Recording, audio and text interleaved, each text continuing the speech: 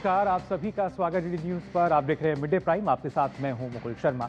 Mid day prime में बात करेंगे उन तमाम बड़ी खबरों की जो इस वक्त सुर्खियों में है, जो यहाँ आपको बताएंगे आखिर किस तरीके से आतंकवाद के खिलाफ भारत के साथ जो पूरी दुनिया है आज वो नजर आ रही है। एससीओ बैठक की बात करेंगे और खासतौर से बात करेंगे अफगानिस्तान की भी, जहां पर भूकंप के बाद एक त्रासदी जो है वो नजर आ रही है। क्या है पूरी खबर बताएंगे आपको विस्तार से, लेकिन सबसे पहले नजर डालते हैं इस वक्त की हेडलाइंस पर।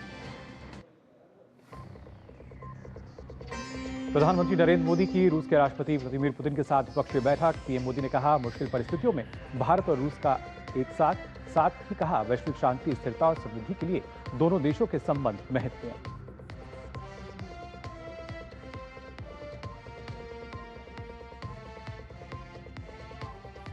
एससीओ में पहलगाम हमले की कड़ी निंदा। साझा बयान में आतंकवाद के खिलाफ जताई प्रतिबद्धता। कहा हमले के दोषियों, योजनाकारों और समर्थकों को मिले सजा। पीएम मोदी ने कहा आतंकवाद पर डबल स्टैंडर्ड स्वीकार नहीं।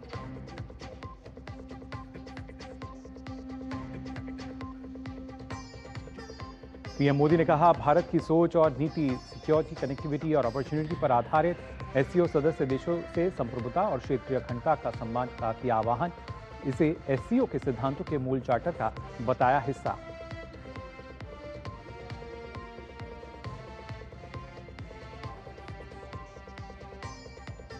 प्रधानमंत्री मोदी ने एससीओ से एकजुट होकर 80वीं वर्षगांठ पर संयुक्त राष्ट्र में रिफॉर्म करने का किया आह्वान।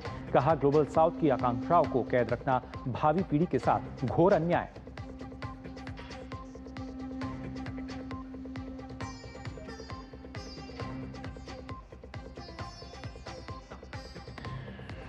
भूकंप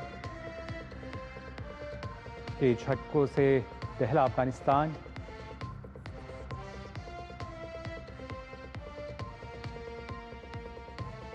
भूकंप के झटकों से दहला अफगानिस्तान में 250 से अधिक लोगों की मौत, 600 से ज्यादा जख्मी। दुर्गम इलाकों के कारण बचाव कार्यों में आ रही हैं दिक्कतें।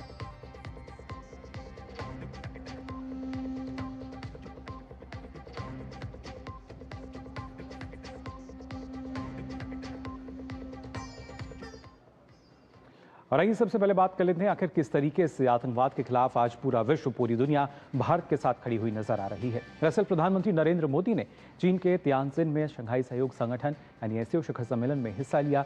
बैठक में पीएम ने पहलगाम घटना का जिक्र करते हुए आतंकवाद की कड़े शब्दों में निंदा की। पीएम ने वैश्विक संस्थानों में सुधारों के लिए एससीओ देशों को साथ आने की अपील भी की। साथ ही प्रधानमंत्री नरेंद्र मोदी ने रूस के राष्ट्रपति व्लादिमीर पुतिन के साथ द्विपक्षीय संबंधों पर बातचीत की। प्रधानमंत्री नरेंद्र मोदी ने चीन के तियानजिन में शंघाई सहयोग संगठन की बैठक में पहलगाम घटना का जिक्र करते हुए आतंकवाद को मानवता के लिए सबसे बड़ी चुनौती बताया। उन्होंने कहा कि इस पर किसी भी प्रकार का दोहरा मापदंड स्वीकार्य नहीं है और सभी देशों को एकजुट होकर इसके खिलाफ कड़ा रुख अपनाना चाहिए। उन्होंने जोर दिया कि आतंकवाद के हर रूप और रंग का बिना किसी भेदभाव के विरोध करना ही मानवता के प्रति सबका कर्तव्य है। भारत पिछले 4 दशकों से निर्मम आतंकवाद का दंश झेल रहा है। कितनी ही माताओं ने अपने बच्चे खोए और कितने बच्चे अनाथ हो गए। हाल ही में हमने पहलगाम में टेररिज्म का बहुत ही घिनौना रूप देखा। इस दुख की घड़ी में जो मित्र देश हमारे साथ खड़े रहे, मैं उनका आभार व्यक्त करता हूं। यह हमला केवल भारत की अंतरात्मा पर ही आघात नहीं था, यह मानवता में विश्वास रखने वाले हर देश, हर व्यक्ति को खुली चुनौती थी। ऐसे में प्रश्न उठना स्वाभाविक है, क्या कुछ देशों द्वारा आतंकवाद का खुलेआम समर्थन हमें स्वीकार्य हो सकता है? एक्सेलेंसी, हमें स्पष्ट रूप से और एक स्वर में कहना होगा कि आतंकवाद पर कोई भी डबल स्टैंडर्ड स्वीकार्य नहीं होंगे। हमें मिलकर आतंकवाद का हर रंग में, हर रूप में विरोध करना। ये मानवता के प्रति हमारा दायित्व है। 25वें एससीओ शिखर सम्मेलन के पूर्ण सत्र को संबोधित करते हुए प्रधानमंत्री मोदी ने कहा कि भारत ने पिछले 24 वर्षों से एससीओ के भीतर हमेशा सकारात्मक और रचनात्मक भूमिका निभाई है।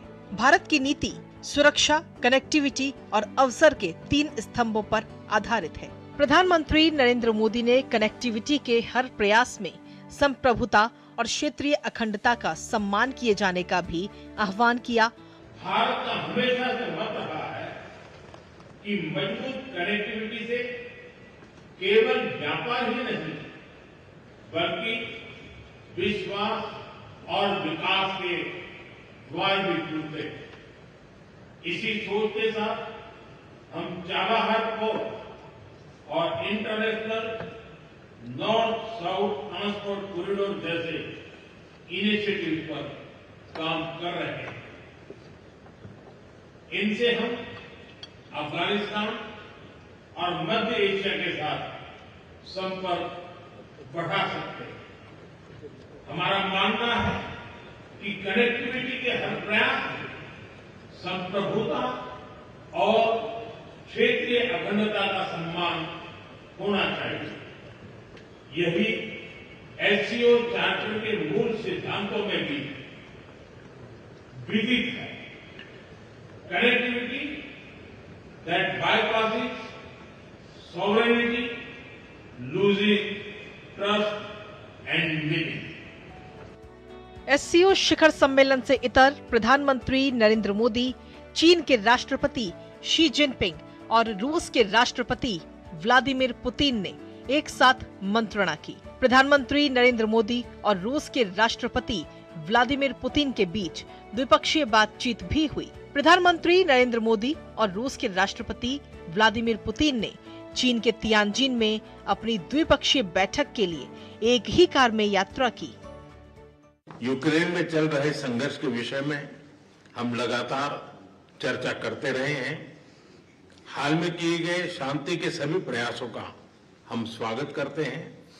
हम आशा करते हैं कि सभी पक्ष कंस्ट्रक्टिवली आगे बढ़ेंगे, संघर्ष को जल्द से जल्द खत्म करने और स्थायी शांति स्थापित करने का रास्ता खोजना होगा। ये पूरी मानवता की पुकार है। आदरणीय प्रधानमंत्री जी, प्रिय दोस्त, रूस और भारत के बीच बहुत विश्वसनीय रिश्ते बने हुए हैं। इस सिद्धांत पर वे विकसित हो रहे हैं और ये किसी से पार्टी या राजनीति पर आधारित नहीं है। लोग, हमारे दो देशों के लोग इस रिश्तों का समर्थन करते हैं। प्रधानमंत्री नरेंद्र मोदी ने वैश्विक संस्थानों में सुधारों के लिए एससीओ के सदस्य देशों के बीच आपसी सहयोग बढ़ाने का आह्वान किया। उन्होंने कहा कि संयुक्त राष्ट्र की 80वीं वर्षगांठ के अवसर पर सभी एक मत होकर संयुक्त राष्ट्र में सुधारों का आह्वान कर सकते हैं। ब्यूरो इनपुट के साथ तियानजिन से जेसिका की रिपोर्ट, डीडी न्यूज। तो देखा आपने किस तरीके से भारत को आज साथ मिला है जब आतंकवाद के खिलाफ लड़ाई की हम बात करते हैं। एससीओ लीडर्स में ये अपनी बात को भारत ने प्रमुखता से रखा। और आप बता दें, अपनी सफल यात्रा के बाद अब प्रधानमंत्री नरेंद्र मोदी जो हैं वो स्वदेश वापसी के लिए रवाना हो चुके हैं। आपको तस्वीरें भी हम यहाँ दिखा देते हैं। एक सफल यात्रा प्रधानमंत्री नरेंद्र मोदी की, जिसके बाद अब प्रधानमंत्री नरेंद्र मोदी वहाँ से रवाना हो रहे हैं भारत के लिए।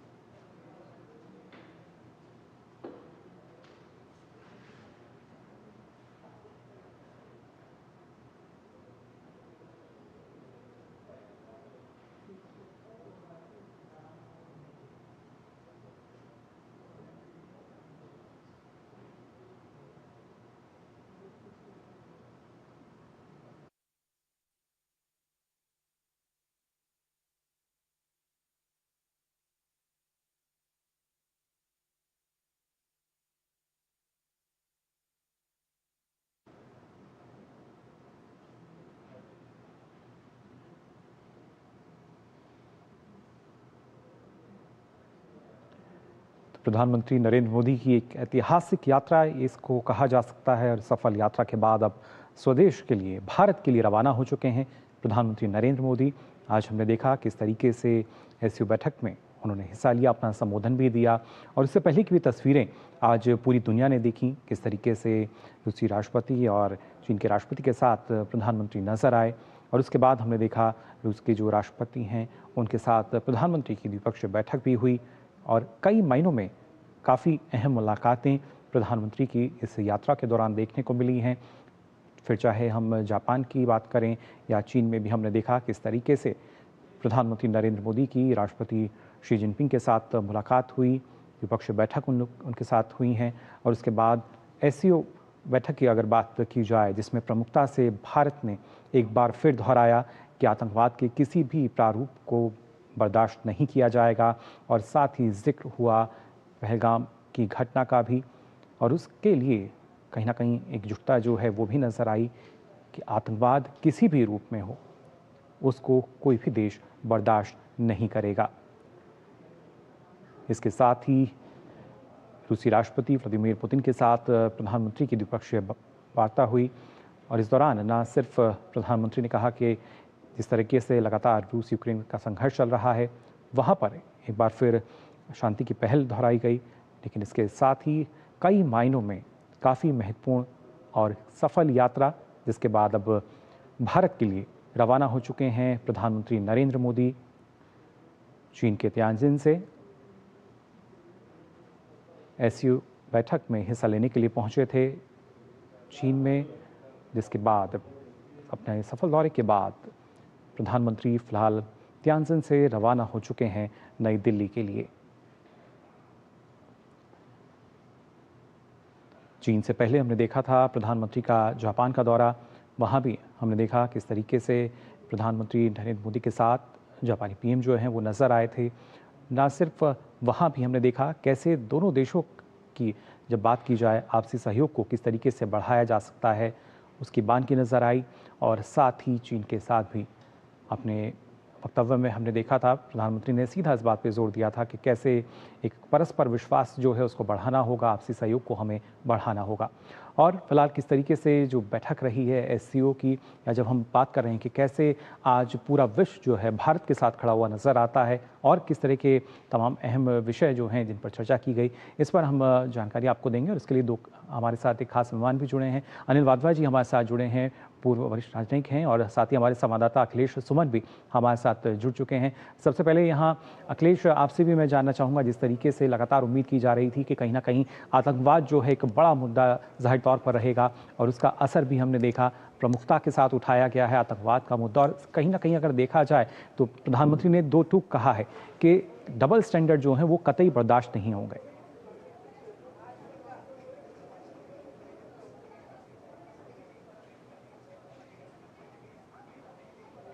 अखिलेश, आवाज मिल पा रही है आपको? हाँ, बिल्कुल बिल्कुल सुनाई पड़ रही है। निश्चित तौर पे देखिए, जो एससीओ है, एससीओ एक रीजनल ऑर्गेनाइजेशन है और इसकी सबसे प्रमुख जो कह सकते हैं कि जो जेलिंग पॉइंट है उसमें एक है सुरक्षा।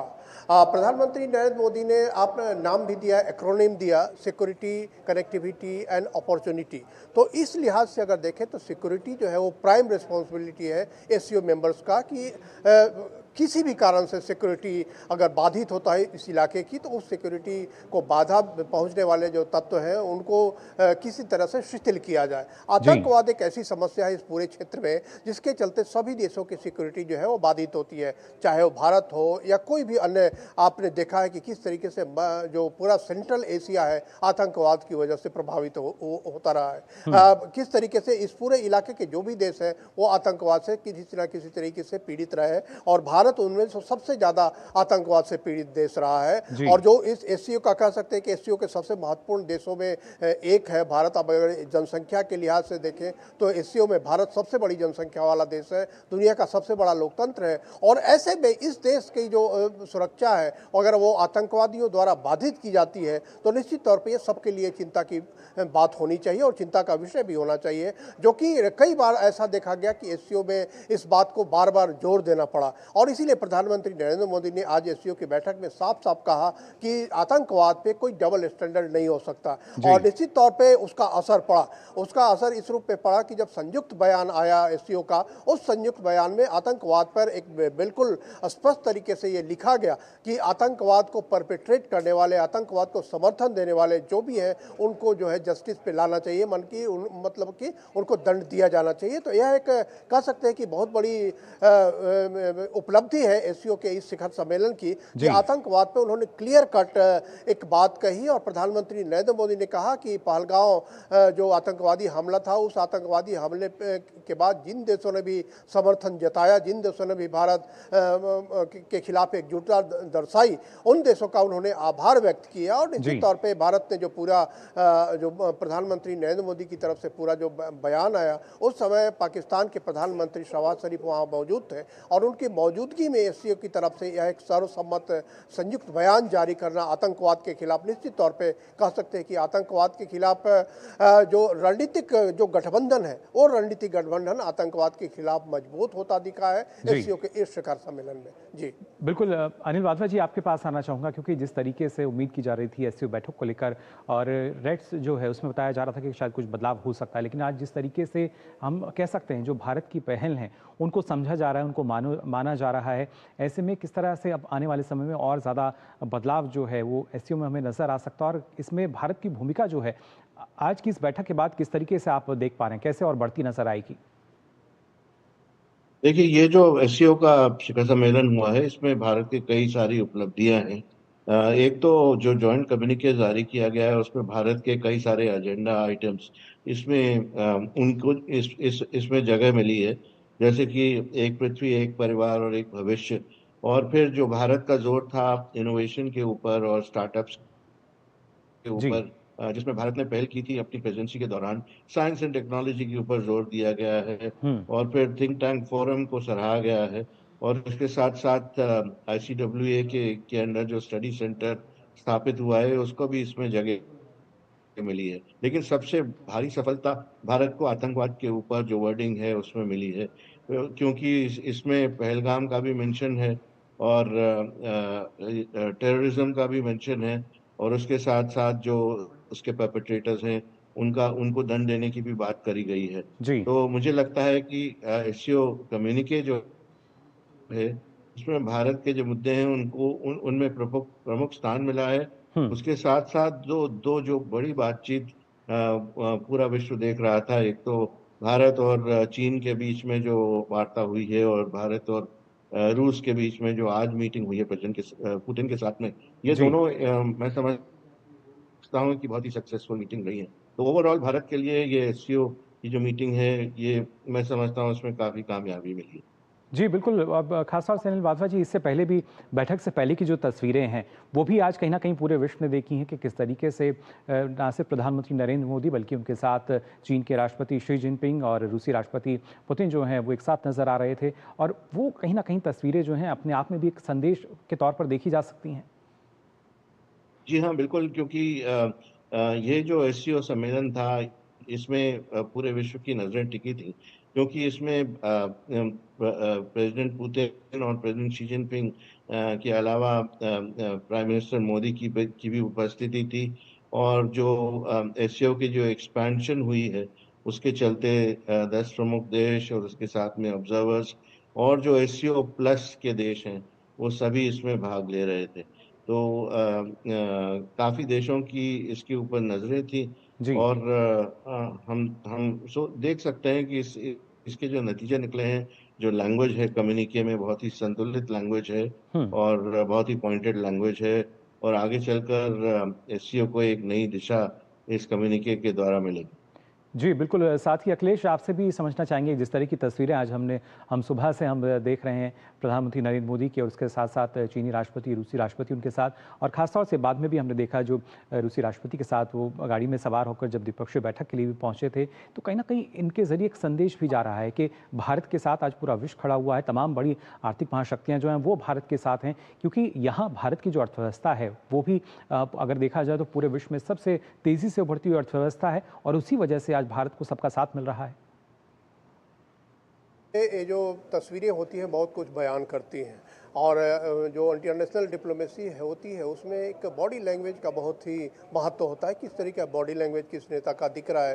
तो आपने देखा कि प्रधानमंत्री नरेंद्र मोदी इंटरेक्ट कर रहे हैं चीन के राष्ट्रपति शी जिनपिंग के साथ, प्रधानमंत्री नरेंद्र मोदी इंटरेक्ट कर रहे हैं रूस के राष्ट्रपति व्लादिमीर पुतिन के साथ, प्रधानमंत्री नरेंद्र मोदी इन दोनों के साथ एक साथ इंटरेक्ट कर रहे हैं और कह सकते हैं कि काफ़ी एक बहुत ही हल्के फुल्के माहौल में इनफॉर्मल टॉक्स हो रहे हैं जो दोनों से एक दूसरे से अपनी बातें शेयर कर रहे हैं। वो साफ साफ झलक रहा था कि एक ऑर्गेनिक जो रिलेशनशिप है इन तीनों नेताओं के बीच में काफ़ी मजबूत दिख रही है इस बैठक के दौरान।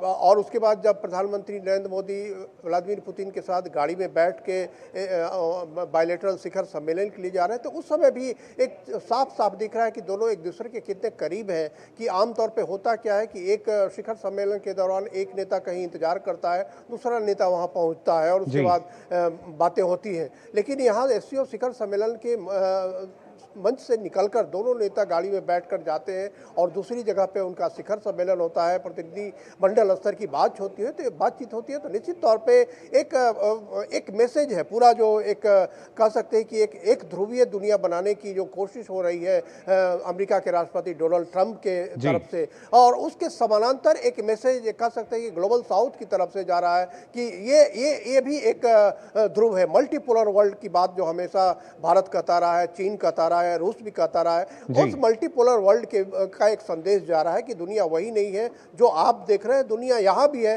जो यहाँ दिख रही है। एससीओ का शिखर सम्मेलन है, कई देशों के नेता हैं जो उसके सदस्य हैं वो भी हैं, उसके सदस्य के अलावा इन्वाइटी मेंबर्स हैं। तो इतने नेताओं की उपस्थिति में जब इस तरीके की तस्वीरें साझा की जा रही है नेताओं के द्वारा तो निश्चित तौर पर एक संदेश है कि जो एक ध्रुवीय दुनिया बनाने की कोशिश कर रहे हैं, जो टैरिफ दुनिया पे थोप रहे हैं और जो दुनिया को अपनी शर्तों पे मनवाने की कोशिश कर रहे हैं, उनके लिए निश्चित तौर पे काफ़ी चैलेंजिंग सिचुएशन है और यह बात जो है यह बात समझनी चाहिए उन नेताओं को। जी बिल्कुल। और साथ ही अनिल वाधवा जी, अगर देखा जाए जिस तरीके से अखिलेश बता रहे हैं तो एक नया वर्ल्ड ऑर्डर जो है उसको माना जा रहा है, उसको बनता हुआ नजर आता है, जो ये साझेदारी फिलहाल नजर आई तस्वीरों में। और उसके साथ साथ अगर देखा जाए भारत की एक बड़ी कूटनीतिक जीत हम मान सकते हैं जिस तरीके से आज भारत की जो तमाम पहलें थी उनको एक तरीके से जो मान्यता मिली है। देखिए ये काफ़ी जो मीटिंग्स हैं और जो काफ़ी नतीजे निकले हैं उससे एससीओ का जो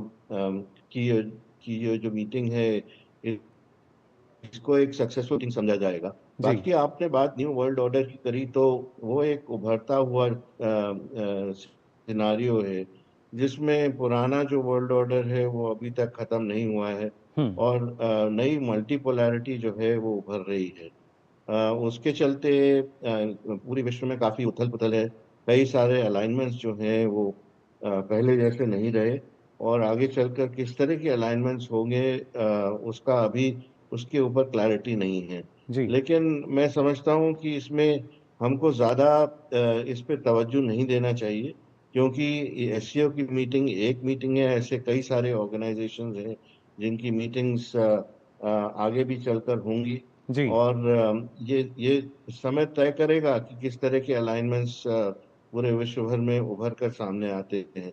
लेकिन एक बात है वो ये है कि मल्टीपोलैरिटी को जरूर जोर मिला है और जो ब्रिक्स के देश हैं, ब्रिक्स का समूह है और ये एससीओ का जो समूह है इसमें हमने देखा है कि कई सारे नए देश उभर कर सामने आ चुके हैं। तो आगे चलकर जो पुराना ऑर्डर था उस पर इफेक्ट तो जरूर पड़ेगा, कितना इफेक्ट पड़ेगा वो हमको देखना। जी बिल्कुल, कहीं ना कहीं जो असर है वो पड़ता हुआ नजर आएगा। साथ ही अखिलेश अगर देखा जाए क्योंकि जो द्विपक्षीय बैठक हुई है ना सिर्फ रूसी राष्ट्रपति के साथ प्रधानमंत्री की, ये अपने आप में काफ़ी महत्वपूर्ण और उसके साथ साथ हमने देखा था चीन के जो राष्ट्रपति उनके साथ भी कल प्रधानमंत्री की बैठक हुई थी। कितनी सफल मानी जाए प्रधानमंत्री की जो ये यात्रा रही है दोनों देशों के का जो शीर्ष नेतृत्व है उनकी बैठक को लेकर? हाँ, देखिए निश्चित तौर पे कहा है कि डोनाल्ड ट्रंप के आने के बाद, राष्ट्रपति के रूप में आने के बाद 2 बैठकें हुई बहुत ही महत्वपूर्ण। एक ब्रिक्स शिखर सम्मेलन हुआ जो कि रियो द जनेरो में, ब्राज़ील के रियो द जनेरो में हुआ। वहाँ भी जो ब्रिक्स के सदस्य देश हैं, हालांकि पुतिन और शी जिनपिंग वहाँ नहीं जा पाए थे, लेकिन वहाँ भी जो उनके प्रतिनिधि गए थे, उनके प्रतिनिधि ने एकजुटता व्यक्त की थी भारत के साथ, और एकजुटता व्यक्त की थी जो ग्लोबल साउथ के जो मुद्दे हैं उनके साथ, और उन्होंने इस बात की भी ताकीद की थी कि जो यूनिपोलैरिटी एस्टेब्लिश नहीं होना चाहिए। तो निश्चित तौर पे उसके बाद जो एससीओ का यह शिखर सम्मेलन है, यह उस मामले में भी कह सकते हैं कि थोड़ा आगे बढ़ा है, क्योंकि यहाँ 3 महत्वपूर्ण जो देश हैं जो ग्लोबल साउथ के, जिसमें कि भारत है, चीन है और उसके बाद रसिया है, वो तीनों की जो साझेदारी है और तीनों का जो एक केमिस्ट्री दिख रहा है, वह केमिस्ट्री बहुत ही महत्वपूर्ण है। और उस केमिस्ट्री के माध्यम से देखिए, एक जो प्रधानमंत्री नरेंद्र मोदी का जो इंगेजमेंट हुआ शी जिनपिंग के साथ, वो इंगेजमेंट दो तरीके से देखा जाना चाहिए। एक तो बायलैटरल मसला है भारत और चीन के बीच का, वो बायलैटरल मसला चलता रहा है, वो उसके समाधान के प्रयास दोनों देशों की तरफ से हो रहे हैं लगातार, और उसमें कुछ सफलता भी हासिल हुई है। बायलैटरल मसला, प्रधानमंत्री नरेंद्र मोदी ने भी इस बात की ओर इंगित किया कि बॉर्डर पर शांति जरूरी है, और शी जिनपिंग ने भी इस बात की ओर इशारा किया कि बॉर्डर के अलावा जो अन्य मुद्दे हैं, उन मुद्दों पर हमें जो है सहयोग बढ़ाना चाहिए। जी बिल्कुल, कहीं ना कहीं अखिलेश, आपसी सहयोग जो है वो पीएम की इस यात्रा के बाद और ज़्यादा बढ़ता हुआ नजर आएगा। इसकी बानगी फिलहाल हमने देखी इन तस्वीरों के जरिए भी। फिलहाल हमारे साथ हमारे जो खास मेहमान हैं वो जुड़े, बहुत बहुत स्वागत यहाँ पर, आपका शुक्रिया हमारे साथ जुड़ने के लिए, और अखिलेश आपका भी धन्यवाद तमाम जानकारी के लिए। तो जाना आपने किस तरीके से भारत जो है आज उसका, हम कह सकते हैं ना सिर्फ दमखम जो है पूरा विश्व देख रहा है, बल्कि भारत की जिस तरह की नीतियां रही हैं प्रधानमंत्री नरेंद्र मोदी के नेतृत्व में, उनको सराहा जा रहा है। और एससीओ की बैठक में भी हमने देखा उसी की बानगी जो है फिलहाल नजर आई है। फिलहाल मिड डे प्राइम में हम यहाँ रुकने एक छोटे से ब्रेक के लिए जल्द लौटते हैं। 25 लाख का हॉस्पिटल बिल है, इतने पैसे कहाँ से आएंगे? पैसों की चिंता आप मत कीजिए पापा। मैम, सर का हेल्थ इंश्योरेंस क्लेम अप्रूव हो गया है। आप? पॉलिसी बाजार हेल्थ इंश्योरेंस क्लेम में हमेशा आपके साथ। पॉलिसी बाजार, 1 करोड़ का हेल्थ इंश्योरेंस सिर्फ 670 रुपए महीने से शुरू। 10 लाख की लॉटरी मुझे, वाह! फर्जी ऑफर्स से सावधान। आरबीआई कहता है जानकार बनिए, सतर्क रहिए। इसमें है फौलादी ताकत, ये कड़े इम्तिहानों से नहीं डरता, इसे सालों का तजुर्बा है। इसलिए मैं भी सूर्या पाइप्स का फैन हूँ। देश की तरक्की के सच्चे साथी। सूर्या है तो भरोसा है। ब्रेक के बाद आप सभी का एक बार फिर स्वागत मिड डे प्राइम में। अब आइए आगे बढ़ते हैं और खासतौर से बात कर लेते हैं मौसम को लेकर। पहाड़ी राज्यों की अगर बात की जाए तो भारी बारिश का सिलसिला भी जारी है। जम्मू क्षेत्र के कुछ हिस्सों में कल रात को भारी बारिश के कारण भूस्खलन हुआ और इसके साथ ही बादल फटने की घटनाएं भी हुईं। भारी बारिश से जनजीवन अस्त व्यस्त हो गया है। इसी बीच चिनाब नदी में फंसे 8 लोगों को सकुशल निकाल लिया गया।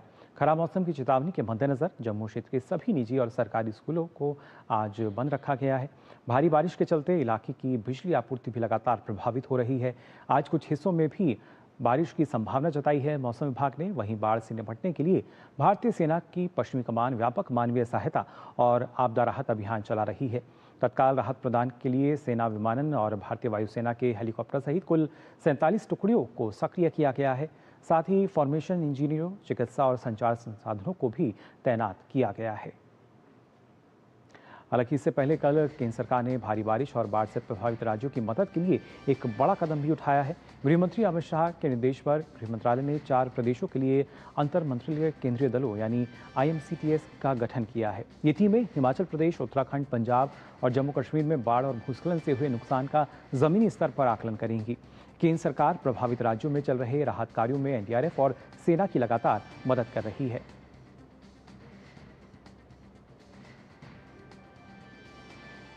जो आपदा प्रभावित राज्य हैं वहां पर ये केंद्रीय टीम जाएंगी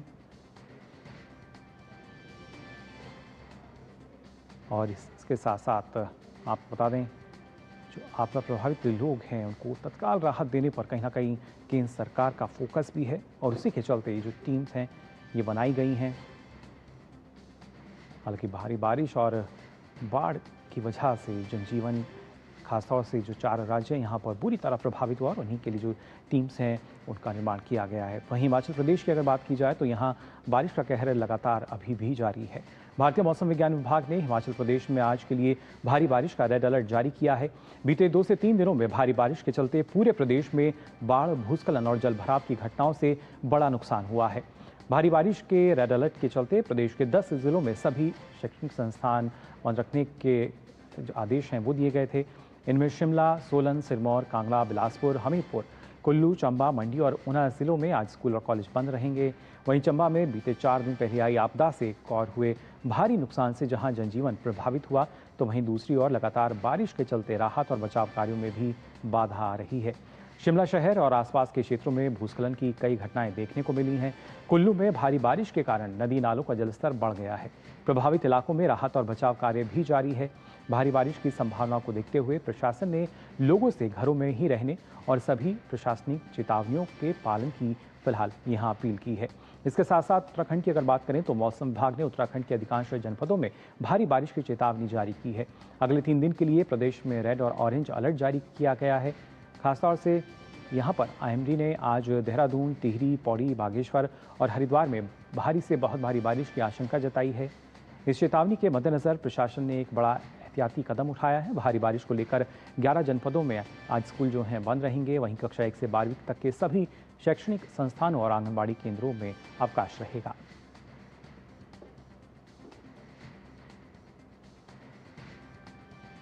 वहीं केंद्रीय गृह मंत्री अमित शाह जम्मू कश्मीर में भारी बारिश और अचानक आई बाढ़ के बाद की स्थिति का आकलन करने के लिए जम्मू के दौरे पर हैं। गृह मंत्री ने राजभवन में राहत उपायों की समीक्षा के लिए एक उच्च स्तरीय बैठक की अध्यक्षता की।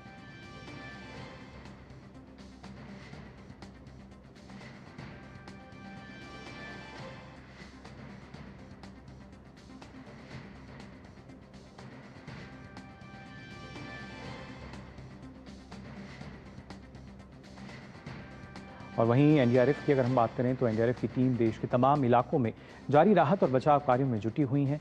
पंजाब के बाढ़ प्रभावित इलाकों में एनडीआरएफ की टीमें विशेष अभियान चला रही हैं और बचाव, निकासी और राहत वितरण में प्रशासन की सहायता कर रही हैं।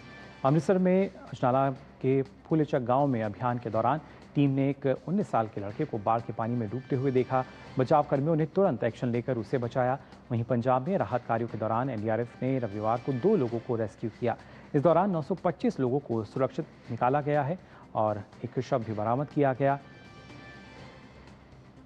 साथ ही अगर बात की जाए खासतौर से हिमाचल प्रदेश की, तो आपको बता दें हिमाचल प्रदेश के चंबा भरमौर रूट पर एनडीआरएफ की टीमों ने स्लाइडिंग पॉइंट्स पर फंसे तीर्थयात्रियों को भी निकाला। अब तक करीब 3,359 तीर्थयात्रियों को चंबा रूट से सुरक्षित निकाला गया है। इसके अलावा उत्तराखंड के बागेश्वर में भी एनडीआरएफ टीम बचाव अभियान चला रही है। बादल फटने की घटना के बाद पौंसारी में खतरनाक ट्रैक और नाले के तेज बहाव के कारण रास्ता अवरुद्ध हो गया था। एनडीआरएफ के बचाव दल ने रस्सी की मदद से 5 लोगों को यहां से सुरक्षित निकाला।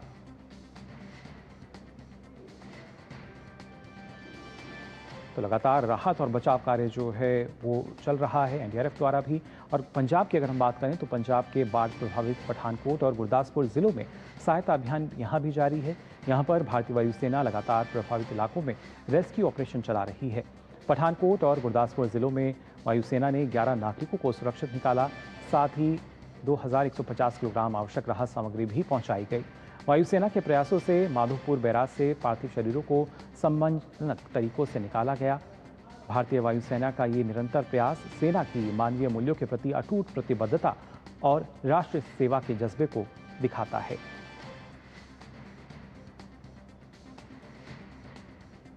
और आइए बात कर लेते हैं छत्तीसगढ़ की भी, जहां पर लगातार हो रही भारी बारिश से कई क्षेत्रों में बाढ़ आ गई है। लगातार हो रही बारिश से लोगों का जनजीवन पूरी तरह प्रभावित हो गया है। छत्तीसगढ़ के मुख्यमंत्री विष्णुदेव साय ने बाढ़ प्रभावित क्षेत्रों का हवाई सर्वेक्षण किया और बाढ़ प्रभावित क्षेत्रों की स्थिति का जायजा लिया।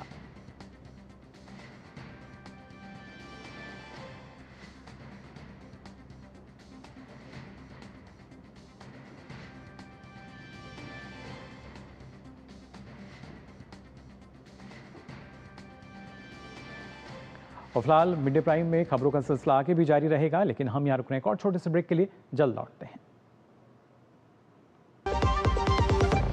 सोच रहा हूँ टर्म लाइफ इंश्योरेंस ले लूं ताकि मेरे बाद फैमिली को पैसों की कमी ना हो। सुन, तू भी ले ले। अबे जल्दी क्या है, बाद में देख लेंगे। आराम से आराम से आराम से। अब तक कुणाल को हार्ट अटैक आ गया यार। पॉलिसी बाजार पर 1 करोड़ का टर्म लाइफ इंश्योरेंस सिर्फ 480 रुपए महीने से शुरू।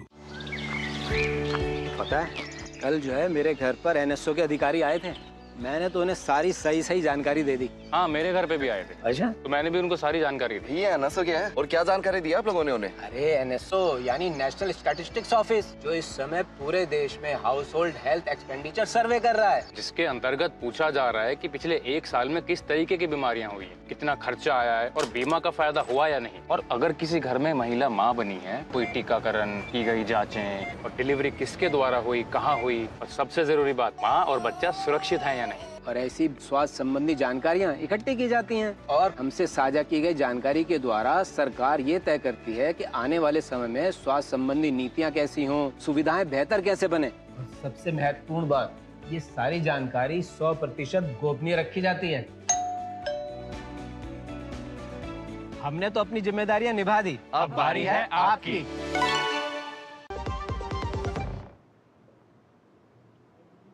ब्रेक के बाद आप सभी का एक बार फिर स्वागत। आप देख रहे हैं मिड डे प्राइम। आइए खबरों में आगे बढ़ते हैं। बिहार विधानसभा चुनाव से पहले मतदाता सूची में संशोधन की प्रक्रिया अपने अंतिम चरण में पहुंच गई है।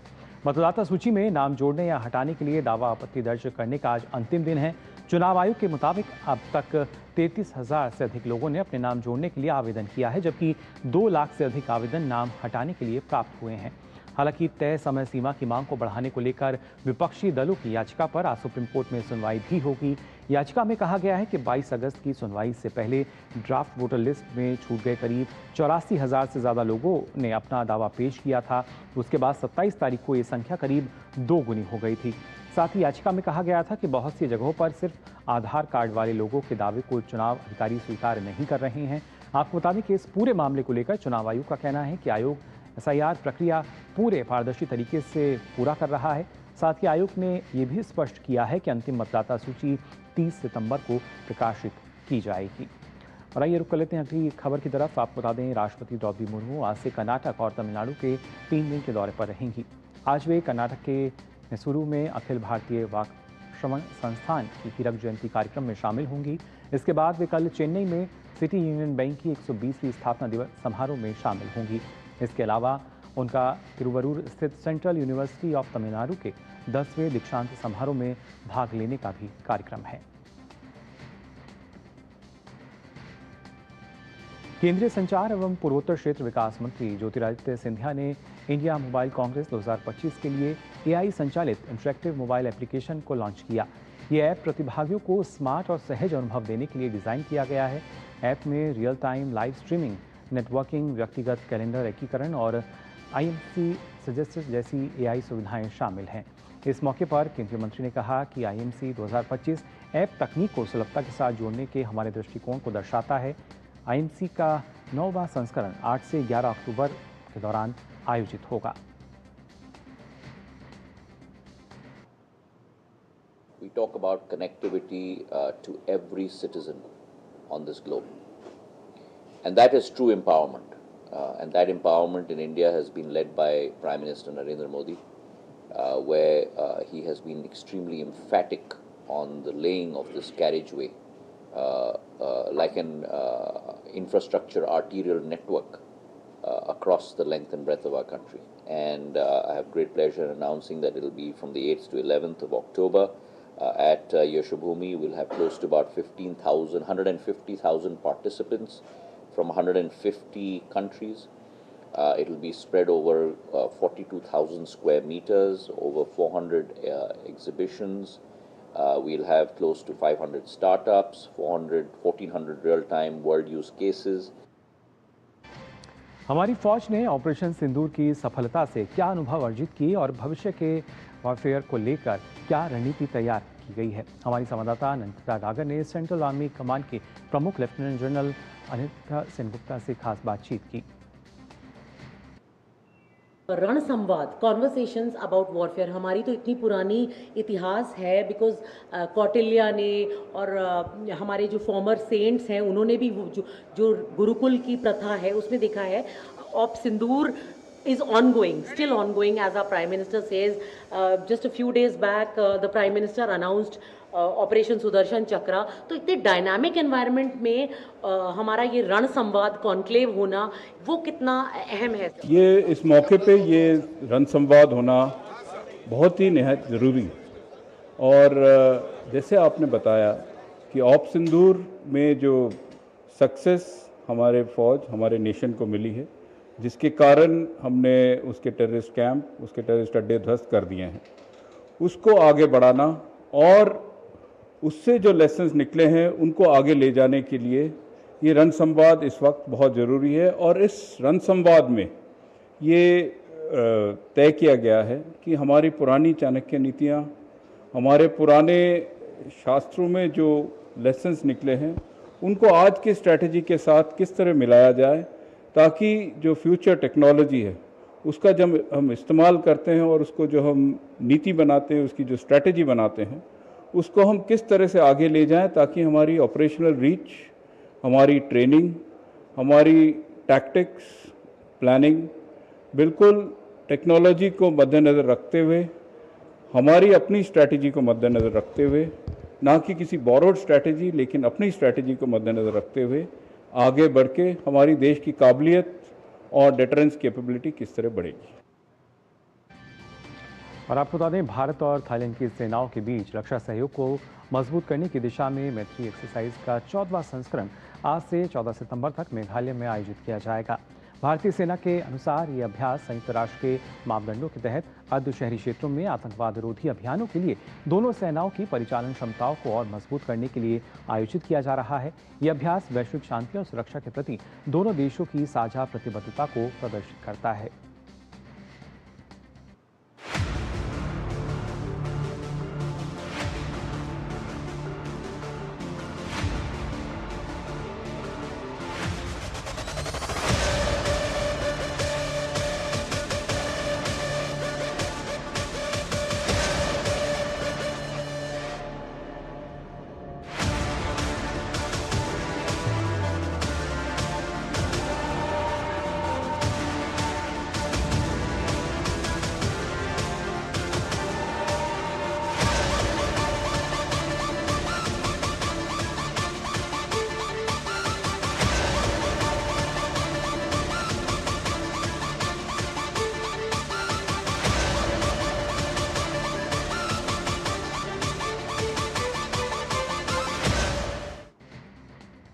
वहीं जम्मू कश्मीर की अगर बात करें तो यहां बालाकोट में भारतीय सेना ने आतंकियों की बड़ी घुसपैठ की कोशिश को सफलतापूर्वक नाकाम कर दिया है।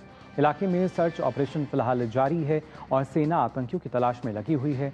भारतीय सेना की व्हाइट नाइट कोर ने सोशल मीडिया प्लेटफॉर्म एक्स पर लिखा कि आज सुबह लगभग 5:30 बजे व्हाइट नाइट कोर के जवानों ने बालाकोट के सामान्य क्षेत्र में नियंत्रण रेखा के पास संदिग्ध गतिविधि देखी।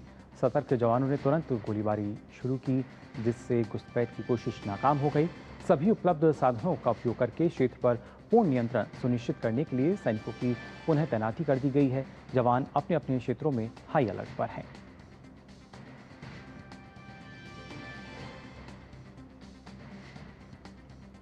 और आपको बता दें, भारतीय संस्था एजुकेट गर्ल्स को 2025 के रेमन मैग्सेसे पुरस्कार के लिए चुना गया है।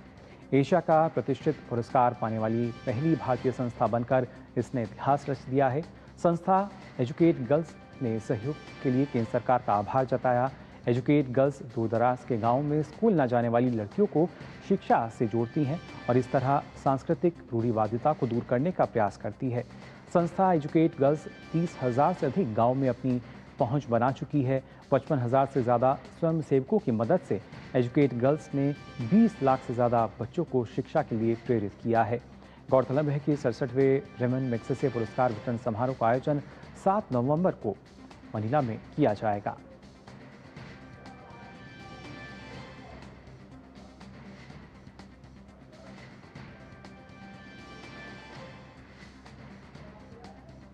और बात कर लेते हैं गणेशोत्सव को लेकर भी। इस वक्त देश भर में गणेशोत्सव की धूम है।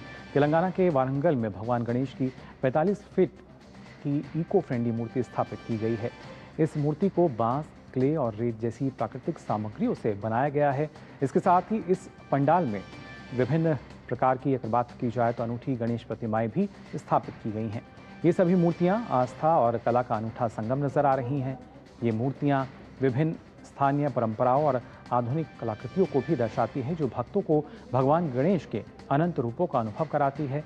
वहीं इको फ्रेंडली गणपति की मूर्तियों के जरिए पर्यावरण का संदेश दिया जा रहा है कि ये पहल न केवल धार्मिक आस्था से जुड़ी है, बल्कि समाज को प्रकृति खासतौर से अगर के प्रति जागरूक करने का भी एक सशक्त प्रयास है।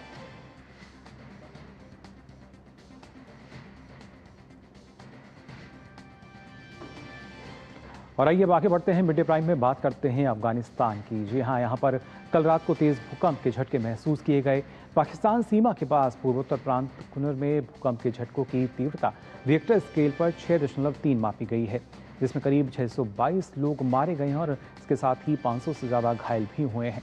भूकंप का केंद्र पूर्वी अफगानिस्तान के नंगरहार प्रांत की राजधानी जलालाबाद से 27 किलोमीटर उत्तर पूर्व में 8 किलोमीटर की गहराई पर स्थित था। हालांकि काबुल में तालिबान के नेतृत्व वाले स्वास्थ्य अधिकारियों ने कहा है कि वे अभी भी आधिकारिक मृतकों की संख्या की पुष्टि कर रहे हैं, क्योंकि वे दूर दराज के इलाकों में पहुंचने की कोशिश कर रहे हैं।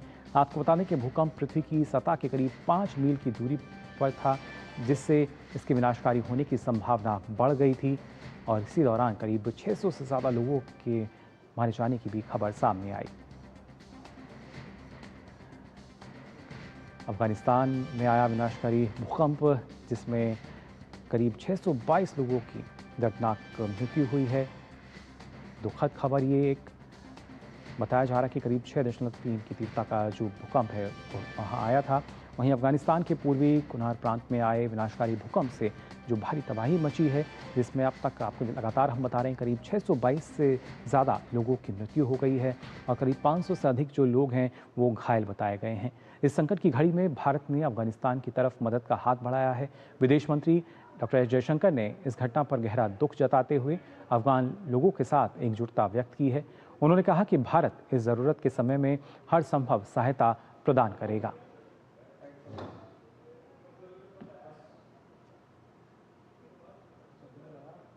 विनाशकारी भूकंप अफगानिस्तान में, जहां पर आपने जाना कितने लोगों की मृत्यु हुई। वहीं आगे बढ़ते हैं और ख़ासतौर से अगर बात की जाए ना सिर्फ पाकिस्तान की, बल्कि यहाँ भी अगर देखा जाए तो ख़ासतौर से कई ऐसे क्षेत्र जहाँ पे लगातार हम देखते हैं कि किस तरीके से बाढ़ की जो त्रासदी है वो लोग झेल रहे हैं और उसी वजह से लोगों को अलग अलग जगहों पर जाकर जो अस्थायी टेंट शिविर हैं उसमें शरण लेनी पड़ रही है। पाकिस्तान के पंजाब प्रांत में लगातार जो बाढ़ का कहर है वो देखने को मिल रहा है और इसी विनाशकारी बाढ़ ने देश के उत्तर पूर्वी हिस्से के हज़ारों गाँव में 15 लाख लोगों को प्रभावित भी किया है। राष्ट्रीय आपदा प्रबंधन प्राधिकरण ने जो आंकड़े जारी किए हैं, इनके अनुसार मानसून सीजन में अब तक पूरे पाकिस्तान में करीब 850 से अधिक लोगों की जान जा चुकी है। रावी, सतलुज और चिनाब नदियों में बढ़ते जलस्तर ने पंजाब क्षेत्र में हज़ारों घरों को तबाह कर दिया था, जिसमें लाहौर भी शामिल है। मानसूनी बारिश के कारण आपको बता दें तीनों नदियों का जलस्तर बढ़ गया, जिसके चलते पूर्वी प्रांत पंजाब में बाढ़ आई। 1400 से अधिक गांव जलमग्न हो गए हैं। कुछ स्थानों पर अधिकारियों को जानबूझकर नदी के तटबंधों को तोड़ना पड़ा। बाढ़ के कारण जहां विस्थापित लोगों को अस्थायी टेंट शिविरों में शरण लेनी पड़ रही है। और आइए बात कर लेते हैं हॉकी की भी। बिहार के राजगीर में चल रहे हॉकी एशिया कप में आज भारत का सामना कजाकिस्तान से होगा। इस मुकाबले में भारत अपनी तीसरी जीत के इरादे से मैदान पर उतरेगा। इससे पहले कल खेले गए मैच में भारत ने जापान को 3-2 से मात देकर विजय अभियान जारी रखा। भारत की ओर से हरमनप्रीत सिंह ने 2 और मनप्रीत सिंह ने 1 गोल दागा, जबकि जापान की तरफ से कवाबे कोसी और कवाहार यामातो ने 2 गोल किए। भारत 2 मैचों में 6 अंकों के साथ पूल ए स्टैंडिंग में टॉप पर है। इस जीत के साथ भारत ने टूर्नामेंट में सुपर 4 में अपनी जगह पक्की कर ली है। और जैसा हमने आपको बताया था, केंद्रीय गृह मंत्री जो कि जम्मू के दौरे पर हैं, इस दौरान अमित शाह ने वहां पर बाढ़ प्रभावित इलाकों का दौरा किया और लोगों से बातचीत भी की।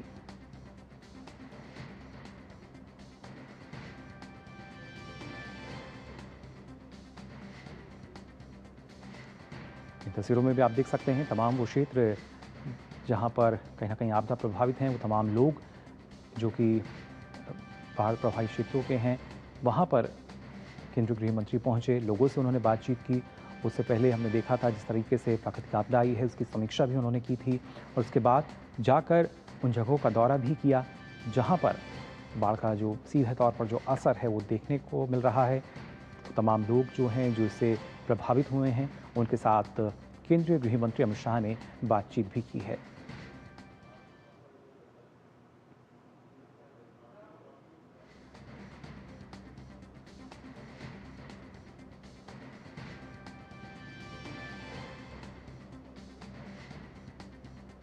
जम्मू में हमने देखा था पिछले दिनों भारी बारिश की वजह से ना सिर्फ तमाम नदियां हैं वो उफान पर नजर आईं, जिसकी वजह से कई ऐसे क्षेत्र जहां पर बाढ़ की स्थिति नजर आई थी, साथ ही बादल फटने की वजह से भी जो लोगों का जीवन है वो बुरी तरह प्रभावित हुआ था। ऐसे में जम्मू में जो बाढ़ प्रभावित इलाके हैं उनका दौरा किया केंद्रीय गृह मंत्री अमित शाह ने, और साथ ही साथ लोगों से बातचीत कर उनका हाल भी जाना। केंद्र सरकार की तरफ से तमाम जो राज्य हैं उनको आश्वस्त भी किया गया है, और साथ ही साथ जिस तरीके से प्राकृतिक आपदाएं आई हैं उसके आकलन के लिए बाकायदा जो टीम है केंद्र की तरफ से भेजी जा रही हैं। साथ ही साथ राहत और बचाव अभियान जो हैं वो युद्ध स्तर पर चल रहे हैं।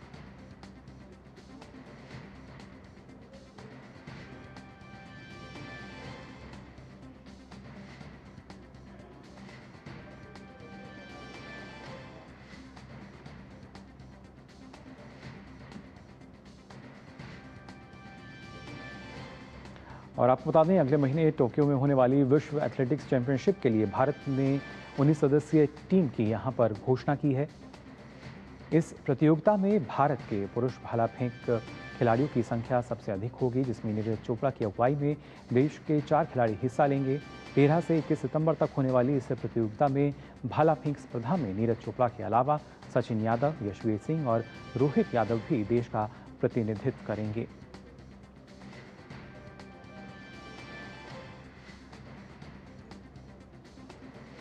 और वहीं राष्ट्रमंडल भारोत्तोलन चैंपियनशिप में भारत का शानदार प्रदर्शन देखने को मिला है।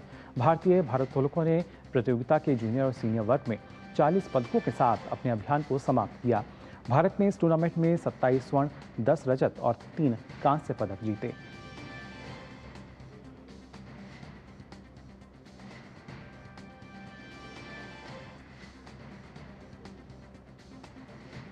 और आपको बता दें भारतीय पुरुष हॉकी टीम के गोलकीपर कृष्णन बी पाठक ने अपने करियर में 150 अंतर्राष्ट्रीय मैच पूरे कर लिए हैं। 28 वर्षीय कृष्णन ने अपना 150वां मैच जापान के खिलाफ खेला। इस मौके पर उन्हें हॉकी इंडिया ने सम्मानित भी किया।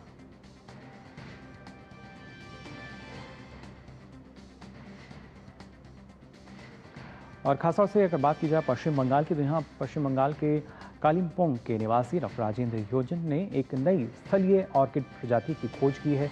इसे अब वैश्विक स्तर पर मान्यता मिली है। इस प्रजाति को ज़्यूक्सिन योजेनियान के नाम से दुनिया भर में मान्यता मिली है। डॉक्टर योंजन की यह खोज वैज्ञानिक पत्रिका फाइटोटेक्सा में प्रकाशित हुई है, जिससे ये साबित होता है कि ये खोज कितनी महत्वपूर्ण है। यह ऑर्किड 13 अक्टूबर 2017 को कालिम्पोंग जिले के समालबोंग क्षेत्र में पहली बार देखा गया था।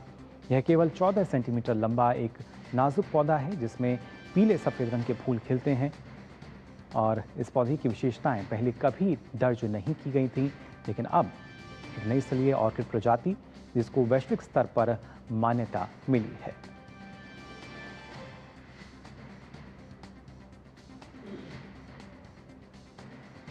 तो जाना आपने मिड डे प्राइम में आज के दिन की क्या क्या बड़ी तमाम वो खबरें रहीं, फिर चाहे वो राजनीति से प्रेरित हो या किस तरीके से भारत का जो बढ़ता दमखम है उसकी जानकारी भी हमने आपको दी, और उससे लेकर ना सिर्फ आर्थिक क्षेत्र में किस तरीके से भारत लगातार आगे बढ़ रहा है, और अंत में आपने जाना खेल जगत की तमाम जो बड़ी खबरें हैं उनको भी। फिलहाल डीडी न्यूज़ पर खबरों का सिलसिला यूं ही जारी रहेगा। देश और दुनिया की तमाम खबरों के लिए आप देखते रहिए डीडी न्यूज़। मुझे दीजिए अनुमति। नमस्कार।